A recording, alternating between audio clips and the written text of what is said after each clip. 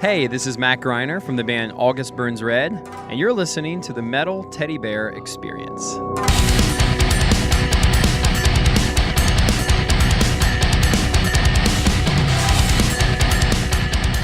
Welcome back to the Metal Teddy Bear Experience here on 90.3 WMSE Upper Montclair. This is your host, Chris, and I'm here at Rock Allegiance with Matt, the drummer of August Burns Red. What's up, man? How you doing? How you doing? Doing well. I'm really excited to be here. There's a ton of bands here. Obviously, August Burns Red is playing tonight. We have Mastodon, Rob Zombie. Who are you looking forward to seeing? Nice. I would watch Beartooth, but they're playing right over top of us, so I wouldn't be able to see them. But yeah, they're good friends of ours. Awesome music.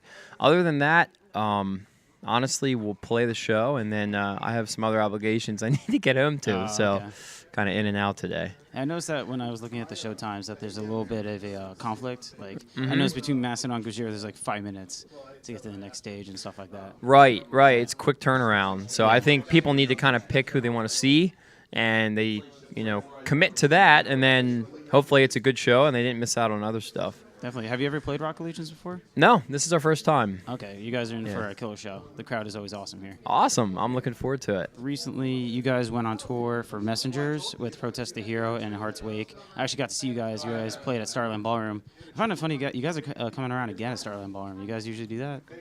Yeah. Starland Ballroom's it's one of our better markets, one of the best venues. So we typically play there once every year and a half. Yeah, we frequent that area. And how was the tour in general? The tour was amazing. We did something like 35 shows on that Messengers run in the States, and then we did another like 28 shows in Europe. Oh, okay. So all in all, we played that set a whole lot of times. Do you ever get tired of the songs, or you just loved it every time? I did get tired of a couple of the songs, yeah. Some of them are more fun than others to play. Yeah. And some songs warrant just a better crowd reaction. So, overall, though, it was pretty awesome to play a CD from 10 years ago. Yeah. And have people come out like they did and hear it and see it and listen to it. Time flies, right? Yeah, you're not kidding. Do you have any fun stories you want to share from that tour? You could be with the fans. It could be with the Protest the Hero and Heart's Wake. Anyway. Yeah. Well, every single night we had a great time. We had a drum solo at the end, and Dustin, the bass player, he would come out, and he'd pick up a pair of sticks, and he'd play along with me on another kit. So that was always a fun part to see all the cell phones go up, and we start the drum solo, and we just start hitting stuff, and people really liked that. It was a lot of fun. Kind of broke up the set. Yeah. We did Messengers, then the solo, and then we went into our encore. So it doesn't bother you that people bring out their phones and stuff? I know some musicians hate that, and some people love it, like they don't care. No, I think that's great. I think if anything, it can be kind of a disservice to a fan, though, in a way, if they're living through their cell phone screen instead of watching the show. But if that's how they want to relive it later on, that's awesome, So you guys just released a brand new album, Phantom Anthem. Mm-hmm. I think it came out yesterday, right? It did. Yeah, killer album. You guys already released 2 tracks, Invisible Enemy and The Frost. So you have 2 music videos for that. Do you guys have a plan for a third one? For a third video? Not at this point, but we should probably make plans for that. The record came out yesterday, and it's been well received so far. Are you guys happy to have it out finally? Like, are you excited for people to listen to it? Oh, yeah. We recorded that record back in March, so it's been 7 months we've been sitting on that music. So after that long, you're just waiting for people to hear it. When you have the album for that long, do you show your friends and try to get feedback from that, or you just kind of keep it nice and isolated?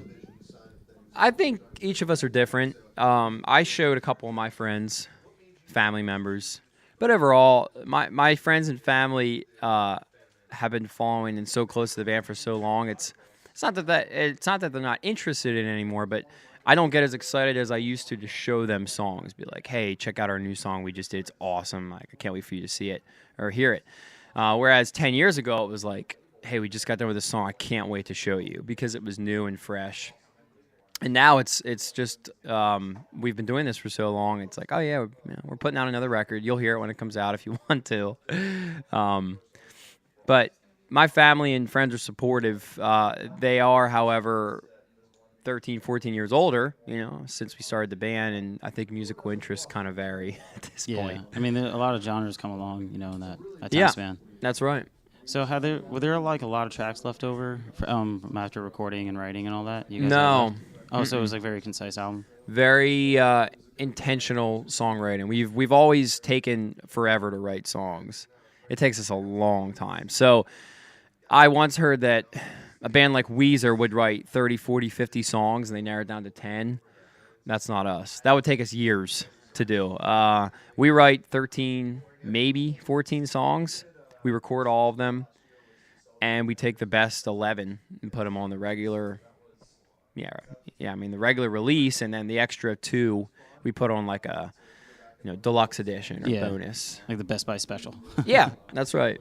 So, what would you say is probably like your favorite track or the one you're most proud of so far on the album? I would say personally the one I'm most proud of is probably Coordinates. It's not a song that came out early. It's not a single, but I wrote the lyrics for it. I like the lyrics a lot, and the song's just, it's a fun song. You think you're going to start playing it live? I hope so. It depends on what fans want. Oh, that's how you guys get your set? Yeah, we usually gauge what our fans like, and if there's like an overwhelming response for a song, then we'll say, hey, we should play that song. Okay. Let's learn it. So, like a lot of bands have been like ranking their albums, like recently Braun and Mastodon did that. Where would you rank this new album, Phantom Anthem, with your other like 7 records? At the top. Really? Yeah, for sure. Yeah, I'd like to think that we do that every time we, put out a new record. I know for a fact, personally, Phantom Anthem is our best lyrically and musically. That's not to say it's not. That's not to say it's the most special record. I'd say Messengers was the most special for me because of the amount of time I put into it, where I was at that point in my life, how it was kind of our breakthrough record. Phantom Anthem is different in that regard, but I'd say musically speaking, and artistically and thematically, it's our best. Yeah. Cool. Yeah. For anyone who hasn't picked it up yet, definitely pick it up. Yeah, please. That's to put it at like the top of the list. Yep. It's very important. Yep, that's right. During my show, I have 3 random silly questions. You ready to partake in that? Yeah, okay. Absolutely. This one's really random. It could be kind of dark, but question number 1: what was your closest run-in with death? With death? Oh man, I've had a lot of those. It's a super silly question. Yeah, well, I live on a farm. Okay. And when I was 15, I was in a homeschool group, and one of our requirements for English class was to write a 10-page paper. And my thesis was something about ag safety. All to say, there are a lot of ways to get hurt on a farm. And so, actually, right now, my brother and dad are shelling corn back in Mannheim, and I'm sitting here at a metal festival. There are a lot of ways to get hurt, and there's been a lot of close calls. One of which was I was mowing down at our meadow. We have about a 4-acre meadow with a pond, and I had our 550 tractor. It's a medium-sized tractor hooked up to a bush hog, which is a pull-behind mower. It's powered by a PTO, which is a spinning, mechanism that powers the mower. And I was on a pretty steep hill, and I started sliding off the hill, and I felt the left half of the tractor come up on 2 tires. And there were cars coming in the opposite direction. So it was just like the perfect storm. And thankfully I was able to get down from the bank. But there have been a dozen at least situations like that where it's like you just have to be really, really careful and think ahead to the possible scenarios of what could happen. So you got to be like quick on your feet. Yeah, and smart and patient. Yeah. Not try to push anything faster than it should be.